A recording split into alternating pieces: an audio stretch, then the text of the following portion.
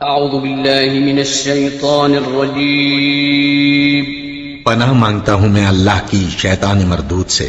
بسم اللہ الرحمن الرحیم شروع اللہ کا نام لے کر جو بڑا مہربان نہایت رحم والا ہے۔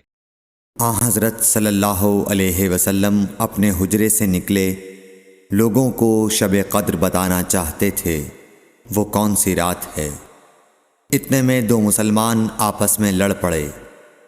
آپ صلی اللہ علیہ وسلم نے فرمایا، میں تو اس لیے باہر نکلا تھا کہ تم کو شب قدر بتلاؤں، اور فلاں فلاں آدمی لڑ پڑے تو وہ میرے دل سے اٹھا لی گئی، اور شاید اسی میں کچھ تمہاری بہتری ہو، تو اب ایسا کرو کہ شب قدر کو رمضان کی 27ویں، 29ویں اور 25ویں رات میں ڈھونڈا کرو۔